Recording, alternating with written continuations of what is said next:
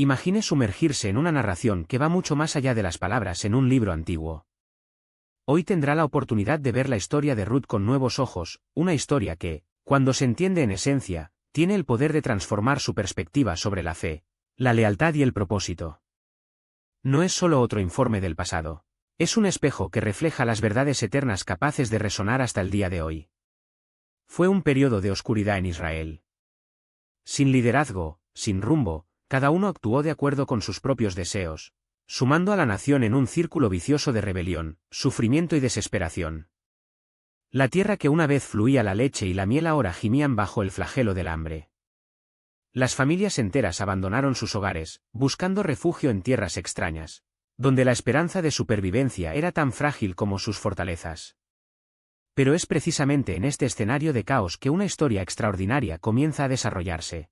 No la épica de un héroe del ejército o la gloria, sino la trayectoria de una mujer extranjera, viuda, pobre y, sobre todo, inquebrantable en su fe.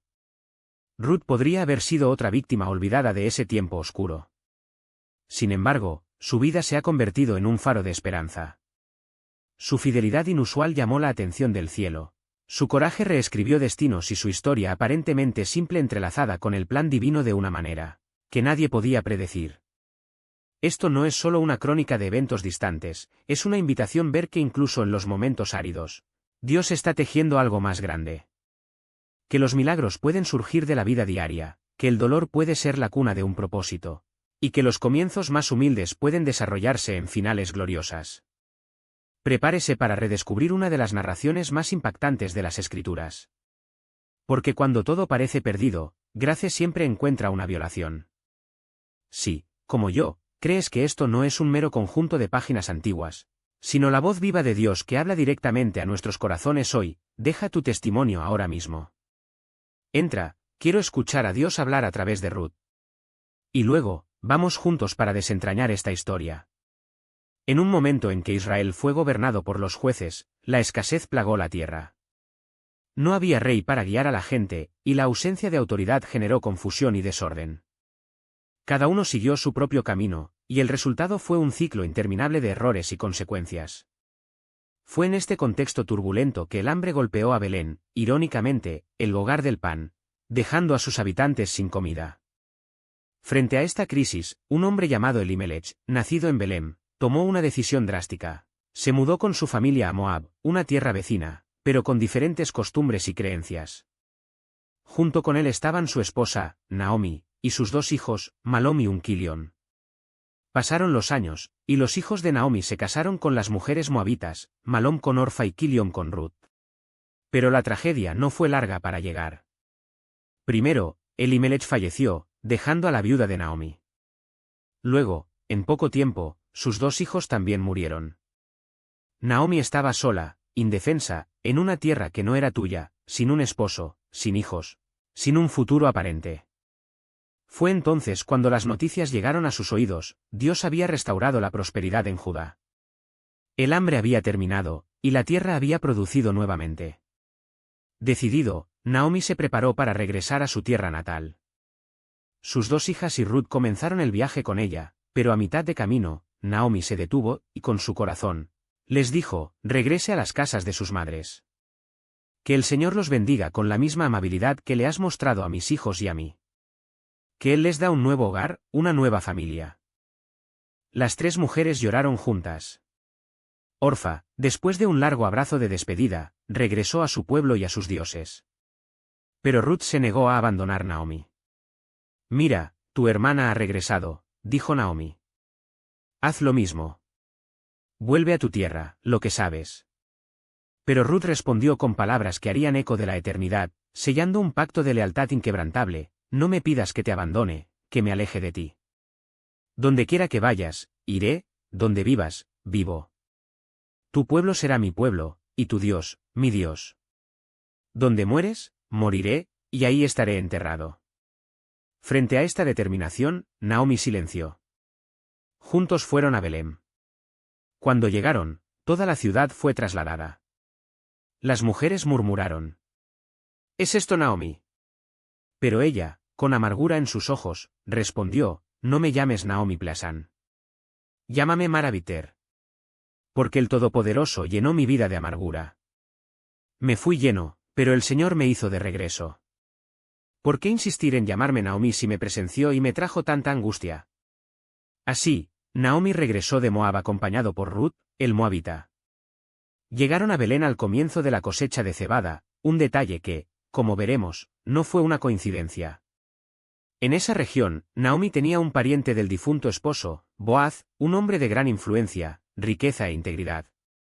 Ruth, consciente de la necesidad que enfrentaron, le dijo a Naomi: déjame ir a los campos para atrapar los oídos que el lipe deja atrás. Tal vez encuentre a alguien que me trate amablemente. Naomi, que reconoce a su hija, estuvo de acuerdo: ve, mi hija. Y así que Ruth se fue. Mientras cosechó los restos de la cosecha detrás de los trabajadores, sucedió algo inesperado: terminó en el campo de Boaz. Ese mismo día, Boaz llegó de Belén. Al ver a los segadores, los bendijo: «El Señor estará contigo». Respondieron: «Que el Señor te bendiga». Intrigado, Boaz le preguntó al supervisor: «¿Quién es ese joven?». El hombre respondió: «Es el moabita quien regresó con Naomi. Pidió permiso para atrapar las picos sobrantes, y ha trabajado temprano, tomando solo un breve descanso». Boaz luego fue a Ruth con un tono protector: «Escucha, mi hija. No coseches en otro campo. Quédate aquí, por mis sirvientes. Observe dónde están trabajando y los siguen. He ordenado a mis hombres que no la molesten. Y cuando siente sed, beba del agua que tomaron». Boaz, con la autoridad de aquellos que conocen las leyes y costumbres, se dirigieron al hombre con claridad y propósito: «Sabes que Noemi, que regresó del campo de Moab, está vendiendo la parte de la tierra que pertenecía a nuestro hermano Elimeleque. Pensé en informarle sobre ello y sugerirle que lo compre en presencia de estas ancianas y todas las personas que se reunieron aquí». Ahora, el hombre se reflejó por un momento. La tierra era un bien valioso, un legado familiar que no podía perderse. «La rescataré», dijo sin dudarlo. Pero Boaz no había terminado. Con un aspecto penetrante, agregó: «El día que compras la tierra de Naomi, también debes tomar Ruth, moabita, la viuda del difunto, para mantener a los muertos en su herencia». Era la ley de Levirate en acción, no solo una transacción de tierras, sino un compromiso con el linaje, con la justicia, con el futuro. La cara del hombre cambió. La posibilidad de casarse con un extranjero, incluso virtuoso, y asumir la responsabilidad de una familia que no era su propia sangre, lo hizo retirarse. «No puedo rescatar la propiedad a mí mismo, de lo contrario lastimaré mi propia herencia», admitió, eliminando la sandalia, un gesto simbólico que aprovechó su renuncia ante los testigos. «Tú, Boaz, rescútelo por ti mismo». Los ancianos, testigos de esos actos, han aprobado con un coro de unísono: «Somos testigos». Que el Señor le haga a la mujer que ingresa a su casa como lo hizo con Rachel y Lía, quien juntos construyó la casa de Israel. Que prosperes en Efrata y ser famoso en Betlehem. Que los descendientes de que el Señor diga a esta joven mujeres como de Pérez. Boaz no ocultó su satisfacción. Se había hecho justicia. La tierra sería rescatada, el nombre de Elimelech preservado, y Ruth, esa mujer de coraje poco saludable, sería su esposa. Sin demora, se fue para cumplir lo que había estado despierto, mientras que toda la ciudad murmuró en la bondad de Dios, que tejió destinos donde solo había visto desesperación. Y así, lo que comenzó como una historia de pérdida y exilio se convirtió en un legado de redención. Porque cuando Dios mueve las piezas, incluso los campos áridos están llenos de cosecha, y los extranjeros se convierten en herederos con mayores promesas de las que alguna vez se han atrevido a soñar. El momento fue solemne. Bajo los ojos atentos de los ancianos se reunieron a la sombra de la puerta de Belén. Boaz tomó la palabra con la autoridad de aquellos que conocían no solo la ley, sino del corazón detrás de ella. «Siéntate aquí», dijo al pariente más cercano, y el hombre obedeció, sin sospechar que esa reunión sellaría no solo el destino de un campo, pero el curso de un linaje. En una voz firme, Boaz desarrolló la pregunta: «Naomi, que regresó de las tierras de Moab con las túnicas de dolor del dolor, pone a la venta la porción que pertenece a la eliminación, nuestro hermano. Era mi deber traerle esto primero, ya que la ley le da el derecho a rescatar. Y no quieres tomar esta herencia, ahora, en la presencia de estos mayores, y no te da el derecho y no hay el derecho y no lo hace, y no tengo el derecho y no lo hace, y no tengo la herencia, y no es lo que no es lo que no lo hace, y no es lo que no lo hace, y no lo hace, y no lo hace, y no lo hace, y no lo hace, y no lo haga. La línea. El hombre dudó solo un momento. La tierra era buena, el precio justo y la oportunidad, una bendición.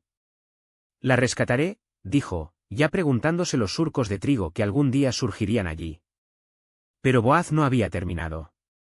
Con una mirada que penetró más allá de las apariencias, agregó, el día que compras el campo de las manos de Naomi, también debes tomar Ruth, moabita, viuda de Malom, para que el nombre del fallecido no salga de su herencia. Era como si el piso sacudiera debajo de sus pies. El relativo rescatador palideció. ¿Un extranjero? ¿Un moabita? Su mente calculó rápidamente, sus hijos nacidos de ella dividirían su propia herencia, diluirían el nombre de su familia entre los registros de Israel. El costo era demasiado alto. No puedo rescatarla, murmuró, su voz cargada de voz. Que no dañe mi propia herencia. Toma mi derecho a rescatar, porque no puedo hacerlo. En ese momento, el silencio era más elocuente que cualquier palabra. Todos sabían, lo que estaba en juego no era solo un pedazo de tierra, sino la fidelidad a un nombre que amenazaba con perderse en el olvido. Y luego, como dicta la tradición, un gesto tan simple como es, el hombre quitó su sandalia y se lo entregó a Boaz. Era el sello irrevocable, el derecho de rescate ahora pertenecía a otro. Boaz no perdió el tiempo. Subiendo ante el clúster que se agrupó, proclamó con una voz que resonó como un juramento, hoy son testigos. Actúa se registra en el cielo y en la tierra. Un coro de voces respondió, unísono, somos testigos. Pero no se detuvieron allí.